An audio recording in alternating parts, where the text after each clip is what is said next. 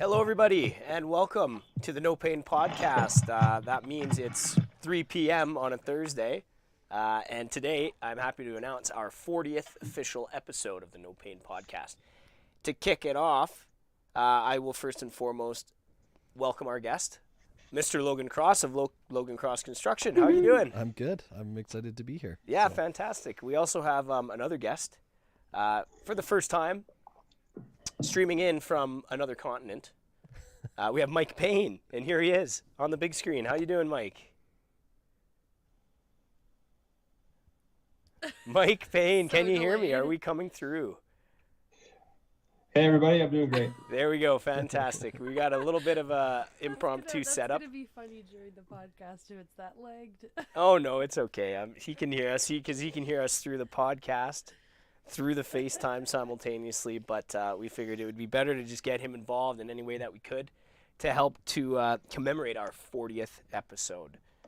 So I already asked you how you are, Logan, but I think a good question to kick us off here is why construction? What got you going on construction in the early days? What I really liked about construction was the control that you get to have in your day-to-day basis. Right. We're kind of fighting an unwieldy monster every day, but you get to choose how to fight that monster, if that makes sense. So okay, right. on every project, you kind of have to have a truck full of tools, and you never know which tool you're going to be required to pull out on any given day.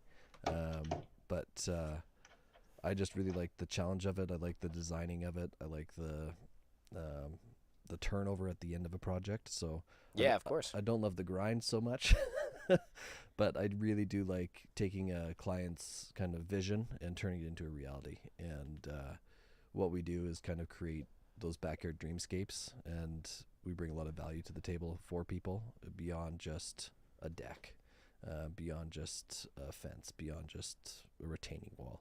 We do a lot more than just that. So it really, the challenge is what got me into it, and the challenge is what keeps me here. And I think that's the best I can answer that question. No, that's a great way to answer that question. No doubt about it. Like you said, it is a little bit more than just a backyard or an exterior design, right? It certainly helps to make the house feel like a home, right? Mm-hmm. And to, I guess, tie in the exterior with the interior is an artwork of its own, right? And it's very rewarding, as you said, to help turn a client's idea into reality. Yeah. Give them a place where they will be forming a multitude of memories, right? Yep. And hosting people and throwing parties and all the good stuff in between. So the world certainly needs more people like you. Oh, thank you. Yeah, indeed. It's a little different than what you guys do. You guys keep everything dry and safe and warm, and we kind of give them the place to party. So yeah, the party place. No doubt about that. It's enjoyable. The really weird thing is, like, every project we do is different, and we're looking at anything from washrooms in both commercial and residential to backyards to exteriors. We're looking at a big job right now down in Black Diamond for a barn. For doing the exterior work on a barn, and it's just a massive project, and it's everything from that to last week I was building a gate for a neighbor down the lane. So it like I say, any given day you don't know what you're taking on, so it keeps me motivated and keeps me going. Yeah, and there's certainly some variety to the work that you do, which is great. Definitely. Keeps things exciting. It certainly helps to keep the, I guess, I don't want to say boredom, but being involved in something completely repetitive would certainly be boring after some time. So to expand your horizons and to be able to provide a multitude of services is certainly one way to keep that at bay. That is why we're a general contractor. So people know us as the deck guy, but we're actually a fully licensed and insured general contractor. Right. And so what's cool is, sorry, Mike, what were you going to say? Yeah, let's get Mike. Hey guys, sorry to interrupt. I just want to know, how bad is the delay? Well, not too bad. We can hear you on this end. Perfect. Okay. Sorry to interrupt. Yeah, you responded, and it came across in a way that I guess a normal conversation would.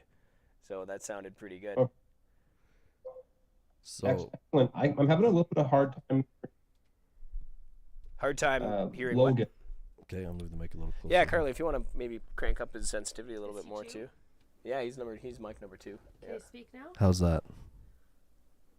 That sounds a lot louder on my Here's end. the thing. I'm listening through the phone. Oh, you're listening through the phone. We could move the phone closer, but then you can only hear me. Well, he's listening through the podcast that he's streaming through YouTube, Right. So through his phone. But so Okay. No, I mean I'm listening through your phone that you're streaming me through. So, sorry to do this, guys. That's fine. well, you'll be better off listening to the podcast itself, where we're actually mic'd up properly. I can't do that. The delay is horrible. That's okay. Well, let's try something else. Why don't you kick off a couple questions here with Logan while I set up this external mic? Because luckily we do have the means to improve our audio here in this podcast. Let's see what's picking your brain about construction these days, Mike. Okay, yeah. Let's talk to Logan here. I'm very interested, Mike, as you know. Can you hear me okay now? Yeah, I can hear you. Okay. I'm very interested in, as I've asked you multiple times, how you've managed to go from kind of a one crew team to a large operation like you have now, and where you found you were able to make that jump from kind of being the one-man show to, having a multitude of crews out there and everything that you have going. So I'm excited to hear your take on that.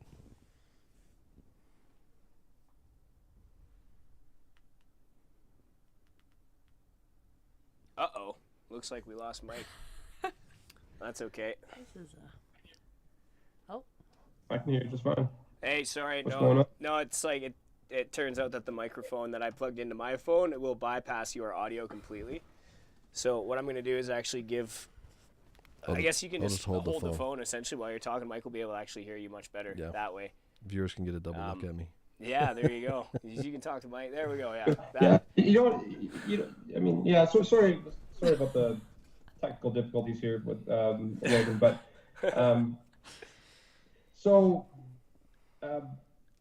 essentially, I did a lot of advertisement.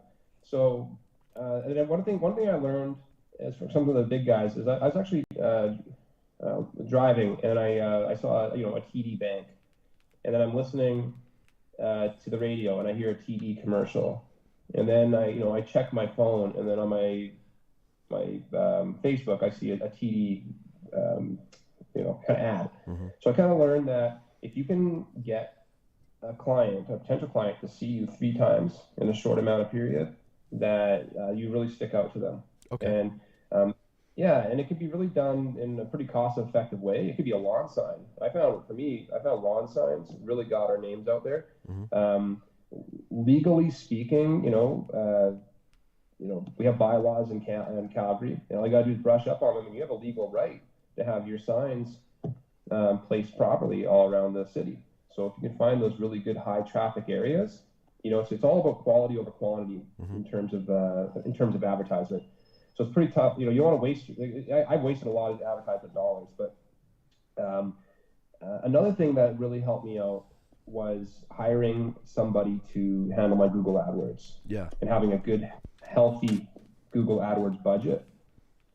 So that's helped. Another thing is, I'm sure you know, keeping your customers happy. You want good word of mouth going around. Yep. And then also treating your guys really good. I mean, we've done this. It's been really interesting. It's actually happened very well and balanced. Is that we keep getting crew members who jump on, and they just don't want to leave, and then they want to invite their friends and family to come join on, and we're not shy about training people. So so basically just basically treating everybody good and doing a good job, a good quality job, and lots of advertisement, lots and lots of advertisement. Yeah, I mean, it's interesting to hear you talk about the advertisement, because that's something that we just created kind of a line item this year for advertisement, and it's something I wish we'd have done earlier, because I found even a small spend, we got quite a few leads coming in, and Right. the Google AdWords particularly, we're looking at using one of my LinkedIn connections to kind of redo our site and SEO and all that stuff I don't have time to learn because I'm too busy trying to sell, right? And it's not a small investment. It's one of those things where the commitment over 3 months is a significant dollar value for me, and you know, we're still a small shop, and so it's kind of one of those things where I'm like, well, if it works, it pays itself off right away, and if it doesn't work, then I've just sunk more money down. But like last year, I tried a TV commercial with I think it was City TV or something like that, and what I found was that the experience didn't work out very well, and so that kind of takes the wind out of your sails a little bit, because it wasn't cheap. It was, you know, a significant investment, and Right.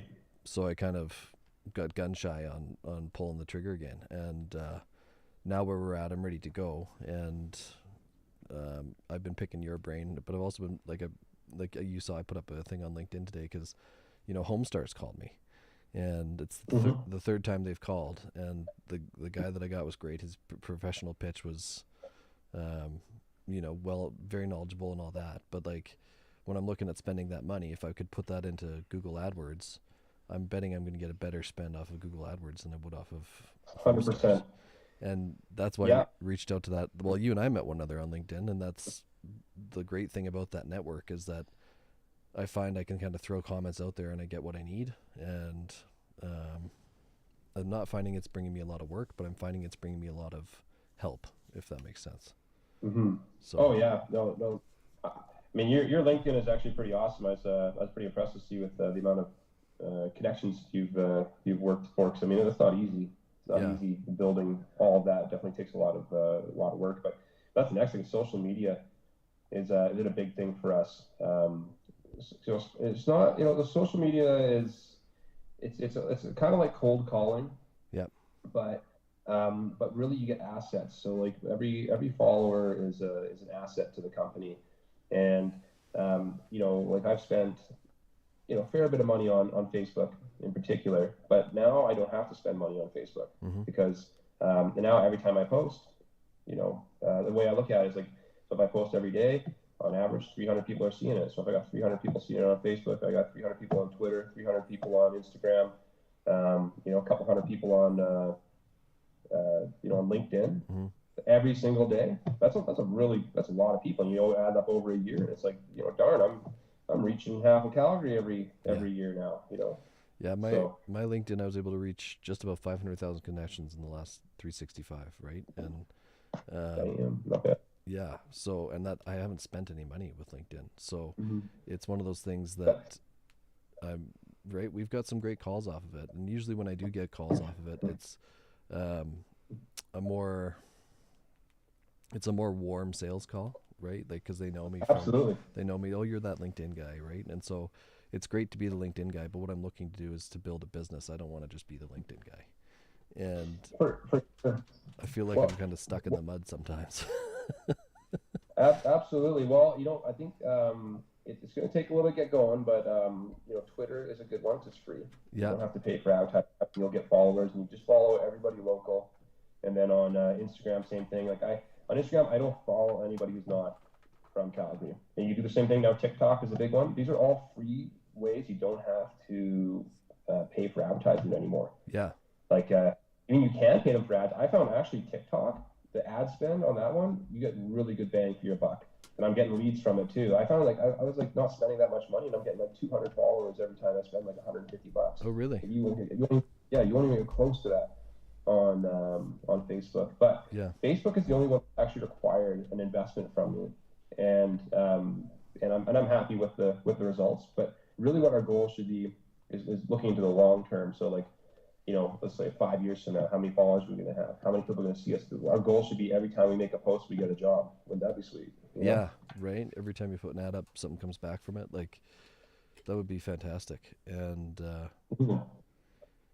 the thing is that you need to have the right qualified jobs, right? So we get a lot of calls for work that's just not in our wheelhouse, and I don't have anybody to pass it off to. Like, it's one of those things. I'll give you an example. We get asked to stain a deck, and we're an hour, we bill by the hour for the jobs, right? And it's one of those things I told the lady, I'm like, well, you're looking at like 4 days of work here, and it's kind of below our pay grade, not to be rude or anything, but you don't want to spend that much money having us stain your deck, right? Like you're hiring 2 skilled carpenters to come out and be on their hands and knees for 4 days. So it's one of those things that I've gotten a lot better at setting expectations up front with people and just being honest with myself and with the clients. And I find that I'm wasting a lot less time on bids that I wouldn't win anyhow by just being transparent. So it, I think for the sales process, like I've kind of got that end of it down, but it's finding those leads. And like you've shown me the amount of leads you have. It blew my mind. I couldn't believe your leads list. And it's one of those things that I'm sure some of that's word of mouth, some of that's social media, and some of that's Facebook. But, you know, going like I was ecstatic when I had 10 leads in a week, and you're getting multiples of that. So it, there's a lot that I can learn from you and your team. I was kind of picking Brody's brain and, you know, kind of about some of the pricing that you guys do here, and 'cause some of that human kind of involvement that you offer to people. And it's a very human approach to what you do. And, it's cool. It brings value to brings value to our customers to an extent. Something I think what kind of inspired my human approach a little bit was that it's like people know, like you know, as your title says or my title says, they know exactly what we do the minute we post. Yeah. So why do we have to keep saying, hey, by the way, I'm a roofer, or hey, by the way, I do this? I mean, it is good to throw, you know, things out there showing what you do, but and I know we do that a lot, but it's like, you know, we might as well work with the community and do, you know, just do cool stuff with people, and, you know, and like I like that idea, like that win-win-win. It's like why give all the money to Facebook in an ad or all the money to Google when we can just sponsor a charity and then get people to like and share it, and help the charity out, help us out, help the community out. Yeah, that's a great. I think to me that's just a win-win-win, and I'm surprised more people don't do it. Yeah, to be honest. I actually think, as far as charitable giving and everything goes, if you've ever seen any Shane Holmes stuff, Shane Holmes does like kids soccer. They do like neighborhood events and all that stuff, and they're huge. Yeah. Yeah, and Shane Wenzel was kind enough to talk with me a little bit back in the day on LinkedIn and stuff like that, and kind of share some of his wisdom. And sweet. Yeah, cool, right? Like we have these tools where you can talk to kind of powerhouses of industry, and it really is interesting because, you know, I consider you a powerhouse of industry. I look at what you've built and the team that you've put together, and, you know, just even my experience with this whole podcast coming today and kind of getting the rundown and seeing the studio and the setup and everything that you guys have invested in really is impressive and makes an impact. So it's just cool to be a part of it all. Like, I feel like I'm kind of getting caught up in the storm of construction finally, and people are starting to respect what we do. And I've worked hard to earn those stripes, and I think you probably have too. And absolutely, yeah. You know, it really is one of those things that without these social media tools, not only would it be harder to sell, but we wouldn't be able to connect in this day and age with, like, you and I would never cross paths. It just wouldn't happen, right? I'd never meet Brody. Yeah. So it's one of those things that I see them both for work and personal, and I'm glad they're around. I'll say that much. So excellent. Well, yeah, no, Logan, that's really, really good points about that. Yeah, no, I mean, now's the best time, I guess. Maybe one of the best times to be alive, you know. And I find that a lot of people are kind of like beat a bit of dinosaurs in a sense. I find some of my competitors, I just don't, I mean, it's like they're not catching up. It's like I'm looking at stuff and like, I mean, people aren't catching up with the times. And I mean, hey, it's great for us, but I think that's one of the main things is that we got to keep up with the times, because this, you know, the way we're at right now, it's going to be different, you know, 5 years from now. You know, when so many people are just so slow, even with TikTok. I'm like, no. I mean, for me, it was this thing inside of me. I was like, oh my God, not a freaking another platform to deal with. But it's like, that's how our competitors feel about like, you know, just basic stuff like LinkedIn and Facebook and Twitter and things like that, you know, and that's how they become less relevant and they get outdated. So we got to, like, you know, we got to be looking for the next thing. What's the next big thing? And I think the next big thing might be metaverse. You know, like you and I might be putting up virtual signs now while people are walking down the virtual street, you know, doing virtual quotes, right? Doing Going virtual re-roofs. Yeah. Yeah, virtual decks. I've been watching The Office, and Dwight flies around in his metaverse, right? And you could be flying around the roofs doing roof quotes. So I freaking love The Office. Yeah, man, it's one of those things you can put on at any time in any episode and just like feel at home. It's just you know, so. Yeah, 100%. Well, Logan, good speaking with you. Let's, you know, we're definitely gonna get together again sometime. And but I'm gonna get going here. I'll let you and Brody finish this off. And hey, Brody, why don't you give our audience a clue as to what the mystery word is? A clue. Well. Okay, to give him a clue, yeah. See you later, Mike. Thanks for helping work out the kinks we had. Well, that was an interesting experience, to say nonetheless. That was cool. I think, you know, you're talking to him across continents, so it's one of those things. Yeah, of course. Well, it worked out, I guess. I mean, we could hear him. The delay wasn't severe. Yeah. I mean, we could hear him, he could hear us, and it was worth a shot. You know what I mean? It was worth trying to put that together, because I think he would like to be more involved in the future as well with some of our guests, because he has some more insight than I do in certain topics, and he certainly knew what to say and how to approach talking to you. Yeah. We don't have too many different construction companies in here, so I don't have a whole lot of experience talking to tradesmen of your variety. Oh, really? Yeah. One of the things that I find, unless you're on kind of a multi-family site, you don't get that chance to kind of intermingle with guys. Right. And one of the things that I've had to do being a small general contractor is I've had to get a plumber, I've had to get an electrician, I've had to get a roofing company, which I need a roofing company, so I think we probably have that figured out. But like I've had to hunt down all of these trades, and a lot of times because we're so small, they don't give you the time of day. And so the ones that I work with, I might pay a little bit more for the value that they bring me, but I get more from it, more for the dollars I spend, right? If it's a plumber, let's say he charges me $100 more. Well, he's still going to show up and answer my emails like I'm a bigger client. And it took me 8 plumbers to find that one plumber that responds like that. I see, right. And so he gets all my business now. Same with lumber suppliers. So we use Lumber Kings for all of our wood. You pay a little bit more, but I've never had to send back wood from Lumber Kings.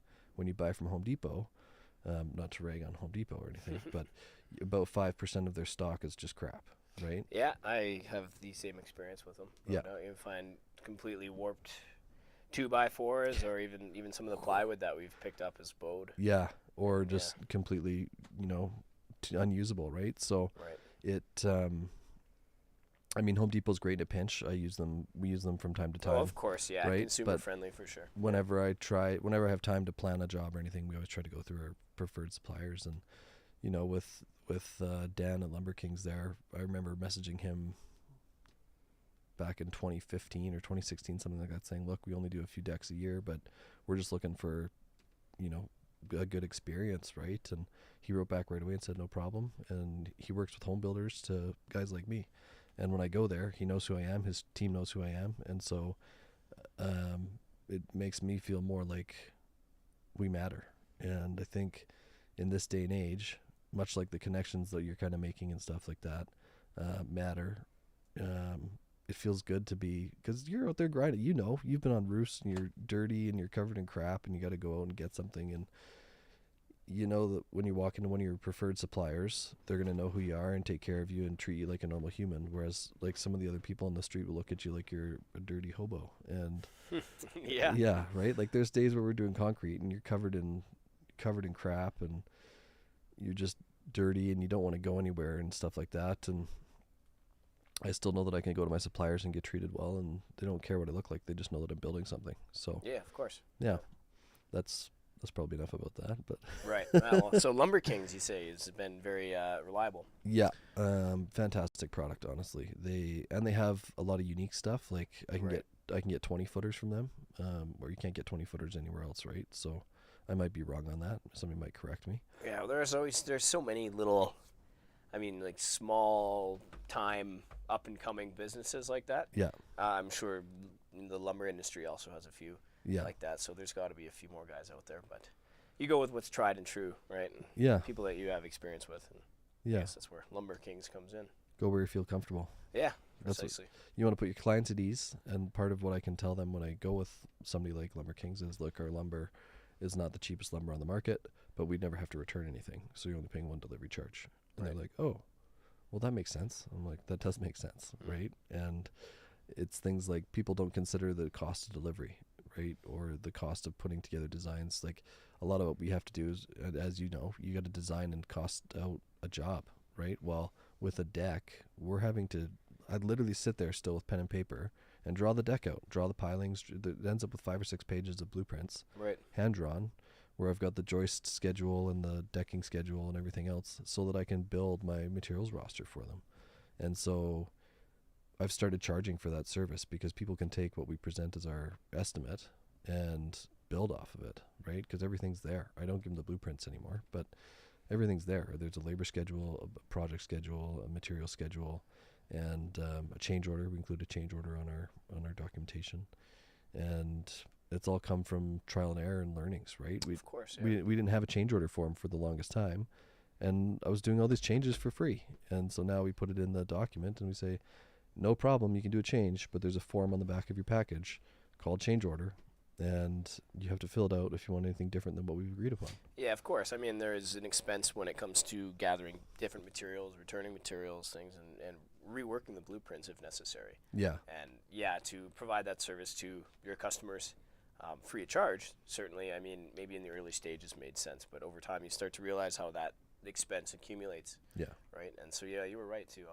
add that to the contract. Yeah. Sure. Thanks And very from much. everything that you've described, certainly goes a long way. I mean, communication with the client is first and foremost in some cases, outside of the product delivery, right, or the completed project. But a little can go a really long way. Yeah. And even if, I'm going to be an hour later, for our scheduled repair, or, I mean, for any reason, actually contacting the client, keeping them in the loop, keeping Yeah. them up to date with, the order of operations can really mean the difference between, say, a 5-star review or a 1-star review, Yeah. right, in their eyes. So as long as, even if it's bad news, giving them the news that they need is what's important, first Yeah. and foremost. So Yeah. providing these contracts and showing them the material rosters and whatnot certainly goes a long way in the eyes of the client. Yeah, it's a transparent approach to building, and what I find is, well, I'll use an example. So we're looking at doing a carriage house right now. So the house in the back where you got the garage with the house above it, and my initial estimate was way low, and I went back to the client. I said, unfortunately, I've talked to the permitting team now, and they've said that these on average cost X amount, and I know I quoted you this verbally, and they said, well, we're gonna have to talk about maybe a fixed fee. And I was like, that's fine, we'll talk about a fixed fee, right? So because it's transparent, it's not like I was trying to hide anything. Right. It's one of those things where I gave it a best estimate based on my thoughts of building a garage with a house above, and then I talked to the permitting team, and they're like, yeah, you're way low. I'm like double, right? I see. So it's one of those things where it's the first time we've taken on a project of this scope, and I just wanted to make sure that I approached it. It's a friend that's asked us to build it for them, and wanted to make sure that I preserved that friendship through the building process, right? And Right. the best way that I've found to do that is transparency, and it allows you, if there is a mistake made somewhere, to simply say, look, I told you a 2x4 was $10. Well, the price has actually gone up. 2x4s are $12. The price changes, and they don't really have any way to argue, because it's like, we'll go to Home Depot and buy a 2x4. It's $12. I showed you on the paperwork, right? Our markup is between 15 and 20%. Everybody's got to make markup. I'm buying materials for your business. I used to not put markup on stuff. I used to just buy all the materials and then just charge for labor. That was nuts. I was using my own money, right, and not making anything on it. And there's no one in this world that spends their own money to not have some type of investment come back, and even if it's a 5% return, right? If the contract's big enough, we can drop that down and look at just a 5% return. But you have to put something on it, And it took me a long time to learn that as a business person, Right. because I kept eating it. I couldn't figure out why I was eating it all the time, right? I was working extra hours, and I figured it out one time I'd be better off working at Subway than doing what I was doing. And that's when I started to make a change in how I conducted business. And, you know, that was probably 3 years ago that I kind of got fed up of it. And so we started doing things a lot differently, and we started getting into commercial work. The commercial work is a lot better because we do the small scope stuff. So like, we're doing washroom accessories and putting bathroom doors on right now for one client. We were at a big walkthrough with another client yesterday to redo their washrooms. And it's things like they can't find someone to come in and do jobs that are too small, right? And it's things like there's holes in the ceiling that need to be literally replaced. And I'm like, yeah, we can figure this out, no problem. So it's the small stuff that turns into the big stuff, right? Because that client has multiple facilities, not just one. Yeah. Right. And so it's much like you're kind of in the situation now, Brody, where you said you're the integrity guy, right? You're going around and inspecting everything and making sure it's correct and doing the small repairs that are needed. Right. So we are that team. We build it, and then last week we're out chasing away wasps off of a deck we built because we left a small piece where the fascia went around a column, and the wasps got in. And so I still have to pay my guys for that repair, but I'm not charging the client for that repair. Yeah, of course. That would be a workmanship warranty to an extent, I suppose. Right. And, So yeah, it's accommodating those smaller tasks and being there for the clients after a job, even if it is just a small deficiency or something like that, as you said, goes a long way. And a lot of the business that we get, or I mean, not a lot of it, but on the service or small repairs side of things, it's very often they'll tell us, yeah, we called this guy or that guy, and it was just too small for them, right? And they come to us, and we have a reputation at taking not every single job, but jobs that other contractors might find too small. yeah. I mean, we have teams designated for these kinds of tasks. Yeah. Because it obviously provides certain value to the company, but I guess being able to facilitate small repairs goes a long way in the eyes of the clients as well. And as you said, small jobs can turn into large jobs. Yeah. And so yeah, we've got a damaged vent. One vent that's damaged, is leaking water into the home. You know, we replaced the vent, but now they're curious about a re-roof 2 years later, right? And they still have our contact information, and there we go. We've got a bigger job out of the deal. So Yeah. certainly goes a long way Hey, Brody. picking up those smaller jobs. Yes. I think we can get Logan's, what is the word? Logo on the TV. On the TV. Yes, I probably could. I didn't do that because I thought Mike would be with us for Sorry, the I didn't want to majority of interrupt. this. I don't have the phone to do it, so. Yeah, well, I'll see what I can do here. Why don't, in the meantime, Logan, you express to us some of your favorite tasks? I guess, considering you're a general contractor, Yeah. you obviously do a variety of work. I'm just curious what you find most rewarding, or which are more interesting to you, some of the aspects of the work that you So cover. the back of my shirt says, build cool stuff, make people happy. Hey, right on. My mouse pad says design cool shit. I guess we're not on TV, so I can drop that. No, yeah, that's okay. My mouse pad says, design cool stuff, make people happy. And the reality is, for me, it's taking that idea and turning it into a finished project. There's a lot that goes from the first conversation to the turnover, and all of that stuff in between can be really monotonous and time consuming and frustrating.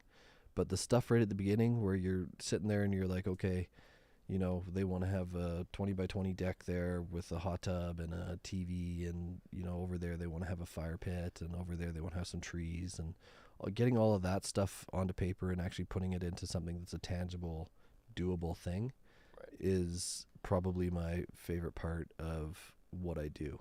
And it's because it's the design part of it. It's pure creativity. It's purely pulling stuff out of your brain and putting it into paper. And it's creating a project plan. It's creating the budget spits out by the end of it, because I'm at the point now where I know how much time it takes to do something, right? Like, it takes an hour to dig a pile. It takes an hour to put a pile in. And that's a 2-man crew, because I've dug enough friggin' holes that I can tell you It takes an hour to dig a pile, and it takes an hour to put one in. Right. A fence post is 20 minutes, right? And guys will argue with you, and you say, well, then dig it yourself. That's totally fine. You can take any task you want off of the thing and delete it. I don't care. But it's that, and it's the working with the people, because we're in people's space. Whether it's a homeowner or a commercial client, someone owns that project. Somebody is responsible for that project. And you're ultimately taking that person's idea, and you're responsible for making it what they think it should be. And so, from the person we met with yesterday that had 8 different spaces that needed to be fixed, plus a client space that needed to be fixed, plus another building that had an issue that needed to be fixed, and he's got no time to deal with it, to the homeowner that I met with a couple weeks ago who had a bajillion questions about fixing her rickety fence. And I was like, you may as well just wait another 2 years and then tear this thing down rather than spending any money. Like, that's to be blunt. And those conversations, they both have the same goal. They want to know how best to spend their money and what's the best value for their money, and what, are they talking to the right person for the job? And I think I've gotten off topic, but it's one of those things that, like, it goes back to really building cool stuff and making people happy. Yeah. And so the third one we have is no dying. Yeah. Yeah. No doubt. Yeah, that's So we did Christmas lights back in the day, Mm. and I fell off of 3 roofs and multiple ladders, and that was where no dying came from. Yeah, well, I can certainly relate. I fell off a roof once as well. Yeah. Luckily, we are both here to talk about it. Yeah, without Since any then. serious injuries, right? Yeah, of course. I mean, I only fell off one roof. You've got me beat there with 3, Yeah. and you seem to be physically able since Yeah. then, luckily. Yeah, I've had so many injuries over the years, so you get used to them. But Yeah, of course. we work a lot smarter now. There's less safety issues. Even when you work safe, though, something happens. Last year we were working on a deck, and there was an elevated deck up above it, and we had to put in new posts, so new 6x6 posts. And in order to do that, we had to jack up the lower deck with 4x4 posts, so that we could brace the deck above. And my partner, we actually had his son with us that day working, because he's a young man looking to get into the trades. Right. And his son was holding the 4x4 post, and the 6x6 post, when they jacked it up, came loose and bonked him on the head and broke a window. And it's one of those things where my partner's like, oh, everybody's okay. I'm like, yeah, but there's still a broken window, right? Yeah. Like, it's great that everybody's okay. That's obviously that was my first thing on my mind, is everybody okay? And then the second thing is, well, there's a broken window. Well, that's $1,000, right? And that's $1,000 that comes out of profit. That's not something I can go to the client and say, Yeah, of course. we broke a window, so you're going to be paying us. It's something that I have to then say to my partner, because I handle all the financial end of things. I say, that's $1,000 out of my pocket, Tom, right? And he's like, I know. And so it'll never happen again. Well, I know, but it happened, right? So let's go through it and talk about why. And, we're WCB compliant and all of that, and there was no personal injuries, thank God. But it's still one of those things that we still stood there for a half hour the next day and talked about what we could have done differently to not have that happen again, right? And that's about as much documentation as I can provide on something like that, because there's no safety officer, right? So we have to be very careful how we do things and approach things very safely. But again, that goes back to the no dying, right? Yeah, Everybody goes of home at course. the end of the day. Everybody goes home hopefully with 10 fingers and 10 toes, Mm. and nobody loses anything in the saw, and people are trained properly on how to use things, and guys that aren't trained properly don't use those tools. It's that simple, Understandably, right? So you wouldn't put a rookie, on a steep slope trying to have him. Well, unfortunately, sometimes we'd get some new guys starting up with the crew, and we happen to be on a 12-12. And Yeah. in some cases, it would say like a 16-12 or 18-12. Jesus. So practically, Well, that's the way vertical, that's the way and- Calgary's going now, right? With these crazy peaks and yeah, they're getting a little bit fancier and fancier with, Yeah. but then again, with the amount of snowfall that we get, it is wise. I mean, Yeah. the steep slope really goes a long way in terms of, load bearing and whatnot, and Yeah. with how much snow we get. But no, yeah, there have been a few times where when I had a crew of my own, and even before we expanded and we were a single crew, Yeah. we'd have new guys coming on, and we'd happen to be on the worst roof you can imagine. And we've had a few people drive up to site slowly, slowly pass the site and keep on driving. Yeah. And we knew it was them because we have a photo of them. And we've seen people, show up for the first day, keep on driving, right? Yeah. And if not that, they're gone by lunch or they're gone the next day. Yeah, right? they don't it's, come it's back. a hard, and so when you say not to put rookies on a really steep roof, unfortunately, sometimes there's no way around it. Yeah. Sometimes we'll have them on ground clean or handling debris and whatnot, but sometimes we're at that point in the job where we need all hands on deck. Yeah. Sometimes the deck is, almost 90 degrees to the ground. So, that's how you really kind of weed out the weaklings, I guess. I can't really call them weaklings, but not everybody's prepared for any slope for that reason if they don't have experience in the industry. And sometimes it's easy peasy, sometimes not so much. When we did Christmas lights, we made good money, but we were hauling butt every day. It was one of those things we were banging off 3 houses a day, and I actually had an injury. I was doing my uncle's lights of all things, and I had flesh eating in my hand. That's what this big scars from. Oh. And spent almost a month in the hospital recovering from that. So that was the last set of, actually that's not true, that I hung lights the next year. But Where is that coming from? I'm not sure. We had a little bit of white noise going on here. a little bit of static. Passed. Huh. It's a ghost in the machine. Yeah. So yeah, I've been on those roofs when they're icy, and I understand what you guys do. And you could never pay me enough to be a roofer. Yeah, it certainly takes a certain type of person. I mean, people who are eager to make decent money for one. Yeah. But those who, dare I say, have the wherewithal, right? Yeah. And those people are few and far in between, right? I Yeah. mean, we just back on what you were saying before. We used to install Christmas lights as well. Yeah. But I guess the amount of time it takes and the amount of dexterity required, we kind of slowly phased out the Christmas lights.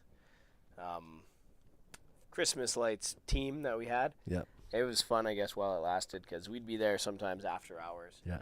And sometimes people would bring out dinner for us, and but Hot cocoa. yeah, exactly. But in the end, it wasn't worth it. Yeah. In the end, but those smaller jobs, like I said, sometimes those were large jobs, the Christmas lights, but accommodating in as many ways as possible, big to small, certainly goes a long ways. Yeah. And yeah, we learned the hard way that Christmas lights wasn't exactly something we wanted to stick with. But Right. It's one of those kind of things you're like, you can make a lot of money at it per crew, but the guys are doing a lot of the landscaping companies go into Christmas lights over winter instead of snow. They do snow removal and Christmas lights, right? That's how they try and stay alive. And I just would rather not. I've seen so many guys doing precarious things with Christmas lights that I, shake my head and say, no thanks. I'm glad I'm not doing that anymore. Your house looks great, but I saw what they had to do to make it look that way. yeah, put them up once and leave them there until the wind Until the takes hail them, takes maybe, them or down. the hail, there are other things that I guess they're not the same, but gutter guards, for example. We still do gutter guard installs, and there's an estimate that I put together just the other day to, we'd calculate linear feet or footage there, and again, that's similar. I mean, is the install is very close to what you would do in way of Christmas lights. Yeah. I mean, obviously the gutter stuff, but there are certain installs that we would still cater to, like gutter guards and whatnot. But Yeah. close enough to Christmas lights, I guess, doing the gutter guard install. But It's a differentiator for you guys, though, right? I mean, not everybody does that. Maybe not everybody. Like I said, there are some roofing crews too that just will stick to what they know, I guess, and they would, I guess, turn a blind eye to these smaller jobs or less profitable jobs. But, that's why we chose to create or give birth to these other crews that we have within the company that will facilitate these smaller jobs. Crew that will go and just do gutter guard installs all day. Yeah. Or just ventilation upgrades, things like that. We also cater to insulation top-ups, things like that too. We've done roof conversions. There's a lot of profit in these other facets, right, of exterior construction. And not every company is interested in it. Hell, there's companies that take 4 or 5 months of the year off because of the conditions exterior. But then again, we pay our guys to get up there with shovels, right? Yeah. And cleats, corkers in this case, and shovel the snow off and get to work, right? So long as it's not negative 35 degrees. I mean, negative 30, it's rough depending on what we're doing. But when the compressor stops working is when we can't really do when your hoses too freeze. much, right? Exactly. And, we have methyl hydrate with us and Yeah. syringes and things to kind of safeguard against that. But I think it was like right around negative 20 is when the compressor itself stops trucking. Yeah. But yeah, so we're up there year round as well, luckily. And not every company is like that, but who wants to take 4 months of the year off, when you can continue to work? We lucked out this year. We got called in to fix a problem where there was a conflict between the exterior provider and the GC on a large building downtown, and they walked away with literal holes in the building, and it took us 3 months to get it all wrapped up for them and punched out. And so we spent 3 months down there designing solutions and then applying the solution, then designing a solution and applying the solution. And it took everything from aerial work platform stuff to metal fabrication to a little bit of concrete work to get to a carpentry work. We were building fences on the roof as their HVAC screens, right? And one of those things that I'm glad we got that call because it was a great winter job for us. I had an incident where I had some frostbite on my feet, and I don't do well in the cold anymore, so I'm only good till about -10. Right, And okay. my partner can work beyond that, but not even really -10. I'm -10 with warm-ups kind of thing. So it's one of those things where the weather has to be right for me to go out, and so it was a good job because on the days where it was too cold, I could be designing the next solution, or we could be working in the parkade on interior stuff because there's interior and exterior stuff that we had to do. Right. But you guys, I saw you guys are doing exteriors now. Are you doing like? We do have a siding and eave troughing crew. Yeah. Yep, which counts as an exterior. Siding, eave troughing. We do soffit and fascia and all that as well. Yeah. So we do have crews for that. We cannot facilitate as much work as we would like considering the size of the crew. Yeah. And it's a difficult thing to expand into more so. Yeah. But we do, facilitate those kinds of installs as well. Yeah. And yourself saying, I mean, you are conscious of what temperatures you can tolerate when it comes to working. And come sub-zero temperatures, there are different types of work that can still be done. I mean, like I said, when we hit around -15 or so is when the materials and the machines, or the compressor, for example, would stop to work or function the way it should. That's when we can still run insulation top-ups, right? And we will do a lot of ventilation upgrades and things. We'll do a lot of the HVAC work and things like that. So there are still quite a few different things that we can do in those temperatures, but nobody likes to do it. I mean, being the inspector nowadays, I'd much rather be doing attic inspections all day when it's -20 than if it were +30. It is bloody hot in the attic. Right. Even, like I did a couple yesterday, and it was, it's tough. I go up there and I got to be in there for at least 10 minutes or so to really check off everything on my list. But so I mean, in some ways, I prefer the colder temperatures. But There was a great. I was on Instagram last night, and it's a guy sitting in an outhouse, like a porta potty, and he goes, "They brought the saunas back to site. Look at this." Oh yeah. I remember those days too. Yeah. So it is hot out. Like it's 30 out there today, and up on the roof it's hotter. People don't realize that, right? Oh, the asphalt really radiates heat, no doubt, and sometimes the black shingles as well too. Yeah. More so. Well, everything seems to be going white and black. I'm over in Capitol Hill, and all of the infills right now seem to be white and black. I don't know if that's the new color scheme for the next 5 years, but it's white walls with black roofs, black fascia, black soffit, black modern highlights. Maybe it's just a modern take. Could be, but I certainly don't mind seeing a green asphalt shingle here and there. The blue harbor is another color you see less of. Redwood. Yeah. But you don't really get much color outside of the red, green, and blue. Do you guys have to do much cedar shake, or is that kind of a we dying do art? cedar shake conversions. We don't install cedar shake. Yeah. Takes a certain type of install as well. Yeah. I mean, in terms of its longevity, certainly lasts a long time, but we tend to stay away from cedar shake. Yeah. We do conversions, as I said. A lot of our roofs are cedar shake roofs that we'll rip and convert to asphalt. We also convert concrete tile roofs as well. There are some other roofing systems that we've torn up before, but we do stick primarily to either asphalt shingles or rubberized roofing products. Yeah. EuroShield is Yeah. an actually locally manufactured brand that we use. Probably in terms of longevity, it would certainly beat asphalt shingles.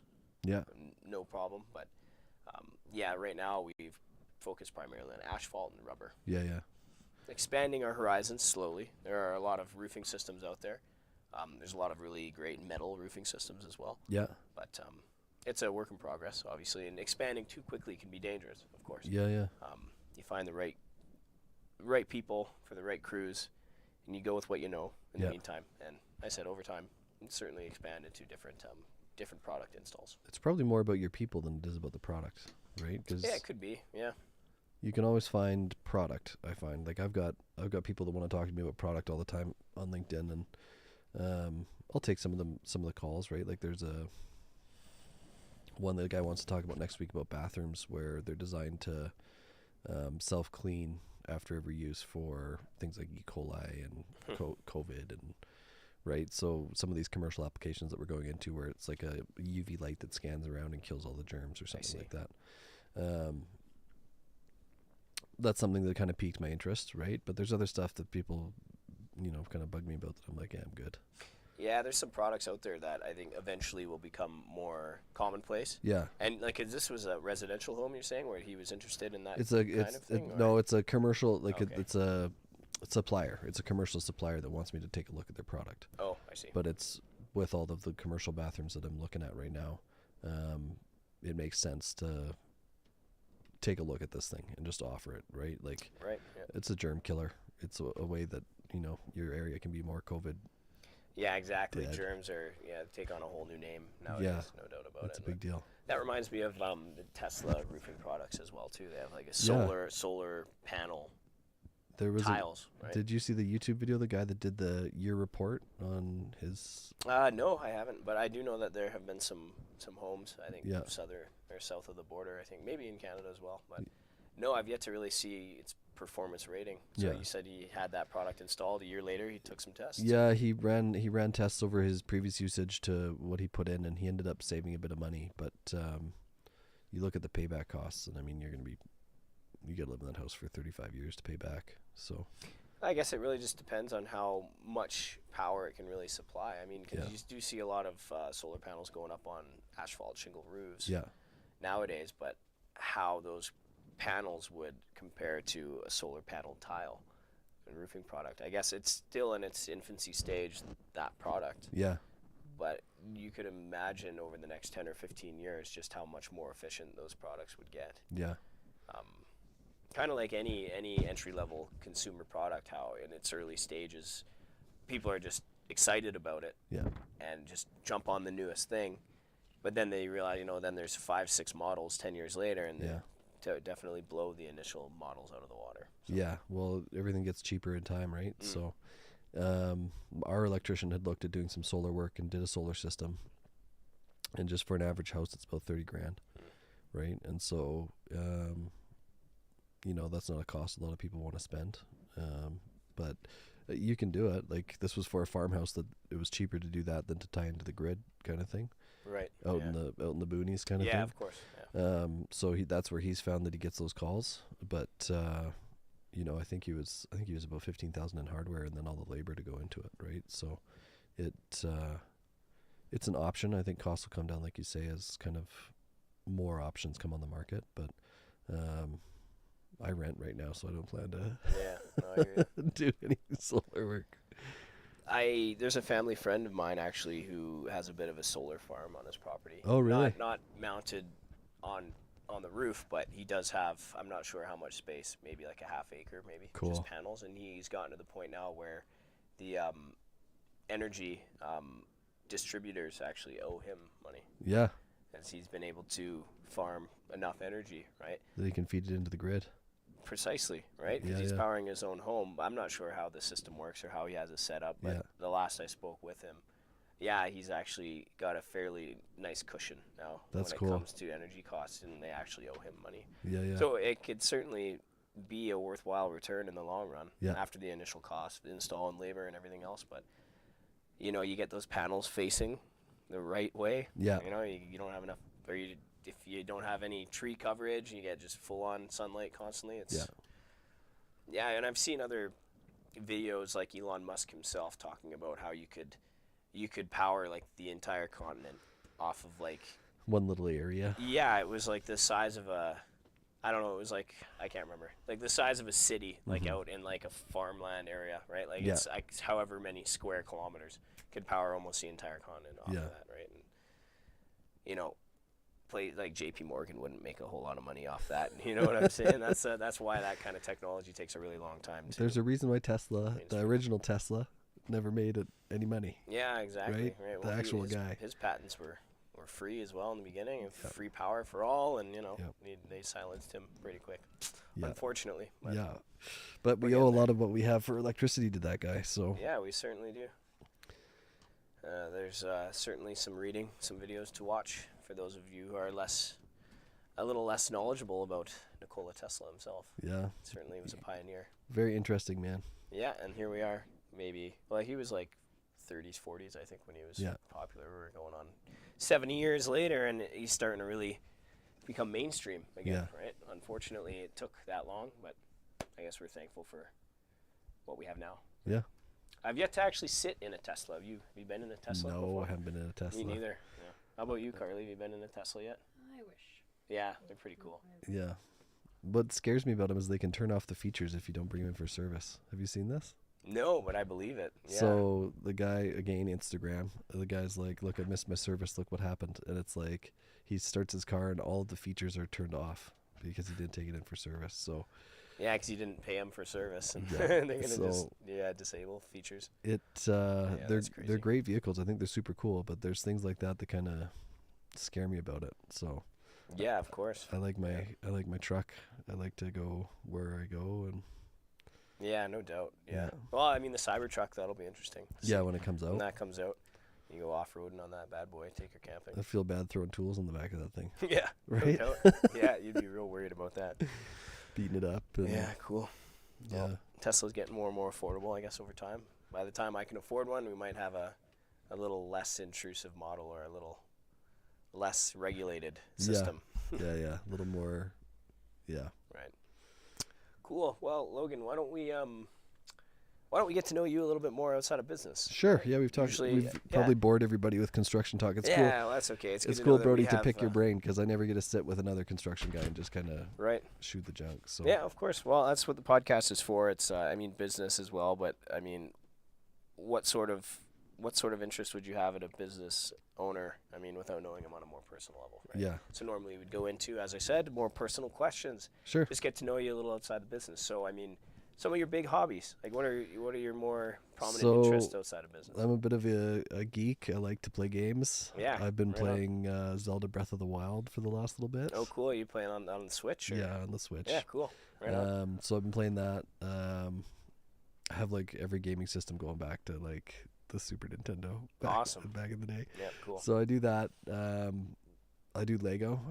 I have a 10-year-old son that I Perfect. play Lego with, Yeah, great. and I have a dog just like yourself. I have Yeah, a big dogs are dog great. that takes up a lot of time, and I'm kind of a shut-in outside of work. I typically like to just kind of stay home and relax. I find it's kind of one of the earned privileges of being a business owner is you get to decide when you want to do your work. Yeah. And a lot of times I'll do my work at night, my admin work and stuff like that, and that frees me up during the day to do things like take the dog to the river, or this weekend I'm going golfing with my son. So Fantastic. yeah, some a little bit of everything. He's golfing at 10 years old. Yeah, he just started this year. Start him young, hey? Just Yeah. started this year, Okay, right on. and I build things, so I know that's what I do for work. But I build like furniture and like ornamental boxes and stuff like that. So as a hobby, I don't do that as much as I used to, but things like watch boxes or like ornamental gift boxes out of wood. Interesting. Okay. yeah. Right on. Yeah, cool. So I used to do a lot of that back when I had a better shop, but again, I find that kind of just meditative in its nature. It's very much just creating out of what you see out of the piece of wood and turning it into something usable. So Yeah, of course. yeah, I don't read a lot anymore. I used to read a ton. I have a history degree from the University of Calgary. So I had to read a tremendous amount through college and Right. Okay. don't read much anymore. But I've got some good books referred to me from some friends, which are sitting on my nightstand, and I've tried to get into them, and I just can't seem to get past the first page. No, I understand that as well. I spent a lot of time reading throughout high school as well as after high school, but then you get involved in other things, and it seems to be so time consuming, but you just get sidetracked by anything else, you know. So I can relate to that. It's hard to like sit down and like just take the time to read. Like because we're so tied to everything right now, right? What I'll find is I'm checking my phone or I'm looking at the TV, or you know, I put it down and get up after 5 minutes and go do something else. So Yeah, no, I understand. I have some books as well that were gifted to me, yeah, and I've yet to crack into them. They are part of a larger series that I read throughout high school. But, Yeah. Even then, yeah, it just seems like a huge commitment. You know what I mean? right? You know, you could do that when you could be playing Zelda. You know, Yeah. sitting on the couch playing Oh my Zelda or God. something like that. You know, it's a little bit more digestible. Spent so much time playing Zelda the last month Yeah, right because on. I just kind of got into it. I bought it a year ago and played a little bit of it, and then in the last month I kind of found it again and started playing and really got into it. And Yeah, great. it's actually, as far as open world concepts go, I don't know if you remember Fable from back on the Yes, Xbox. I do. Yep. It's very similar to Fable. Right. You don't get a pick if you're good or evil because it's Link, so you're always good. But if you liked Fable, the play is very similar. It's very much you can kind of run around and do whatever you want, and Right. there's side quests and there's main quests and there's these shrines. Yeah, and I've got a lot of history with open world RPGs. Yeah? Certainly. I actually Fable. They're making a remake. Actually. Oh, yeah? Should be coming out here within the next year or two. Oh my God. Not Fable 4, but Fable. This Yeah. remake, like say a new movie series, like new movie comes out after Yeah, there's yeah. been 3. It's just original title. But I played the Fallout series religiously Okay. when I was growing up. Fallout 4 as well. Yeah. More recently, but yeah, I had a long history in video games back in the day. Kind of petered off over Yeah. time, but nowadays I'd wait for a specific game to come out, one Yeah. that I just been waiting for, play it for 2 months straight, and then I kind of fall off the train for a while, wait until something else comes out. And I guess the most recent game that I really put a lot of time into was Days Gone. It's an Oh, open world zombie slayer. I've never even essentially. heard of that one. Yeah, Days Gone. It's just like post-apocalyptic zombie Yeah. open world game that was really cool. Just massive zombie hordes. Yeah, yeah. Essentially. But as I said, those open world RPGs were actually also Yeah. probably a favorite of mine. The newest God of War was actually one that I Yeah. spent a lot of time in as well. But I was primarily Xbox Yeah. growing up, more so. I had a GameCube as well. I just played one on Xbox where you get a mech suit and you're like out in the I can't remember what it's called, but you get a mech suit and you're out in the interplanetary rings fighting, and it was one of the best gameplays I've had for action in a Like long Destiny, maybe, or I can't. time. I can't think of remember what it is. which. I'll have to Halo, I'll have maybe. to text you. No, it wasn't Halo. Not Halo. It was really cool.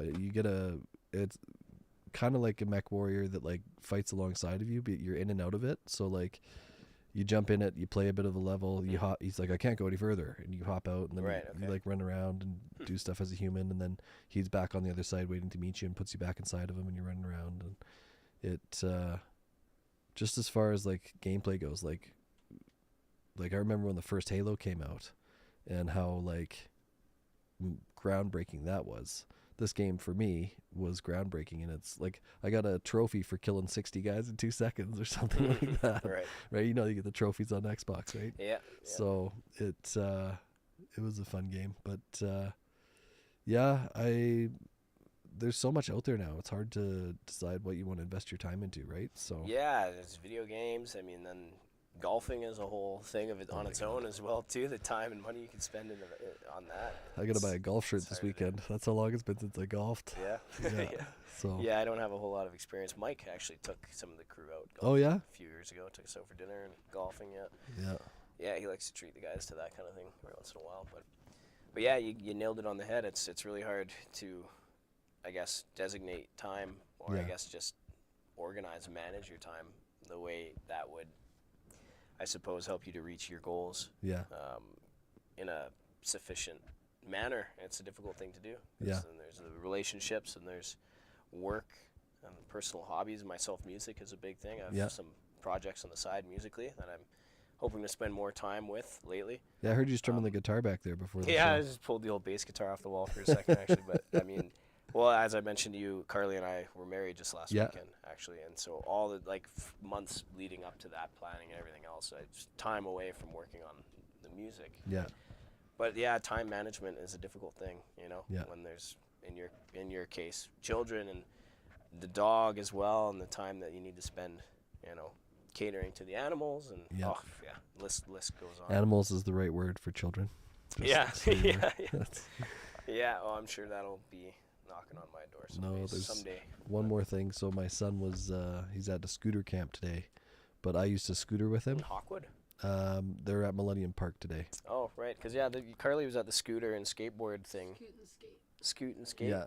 Right, okay. This yeah, is heard of one they pick the kids up on a bus every morning and then take them to a skate park and then bring them back at the end of the day kind of thing. We've done Right, it. We've cool. done it for 4 or 5 years.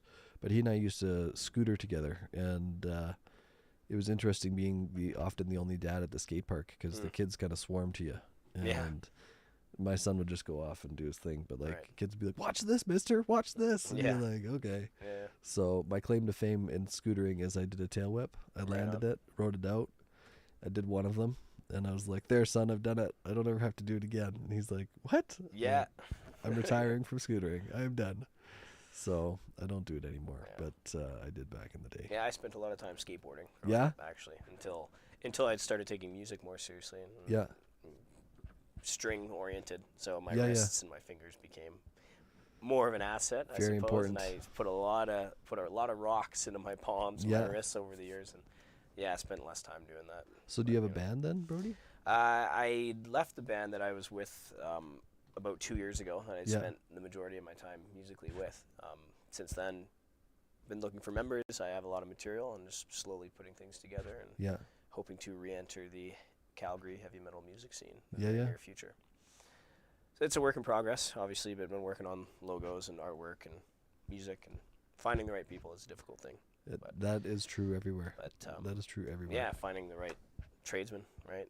It's difficult The right finding partner. the right people and the right partner. It's a difficult thing to do. So But no, the dream is still there, and it takes time. You have to be patient. That's Yeah. the real trick to it. Like I said, with the wedding and everything, focusing on that and just knowing or throwing everything else in the back burner. Yeah. Knowing that it'll be there and I can return to it when the time is right. I mean, that's the real trick. Not driving yourself crazy with Yeah. anticipation. But it's been smooth going. Yeah. I'm excited to get That's back. in good. that. I was just telling Carly the other day, I'm like, I really want to buy a PS5. It's been long enough. Yeah. I've wanted to upgrade. I've been on the PS4 for like a decade, probably almost. And now that all the craze has kind of died down, They're a in little stock bit, and they're somewhere. in stock again. You Yeah. know, I'm starting to. Yeah, I want to spend some more time stepping away from reality for a little Yeah. while, and so I watch a lot of movies, but like playing the movie, right, Yeah. and having some choice is a different kind of thing.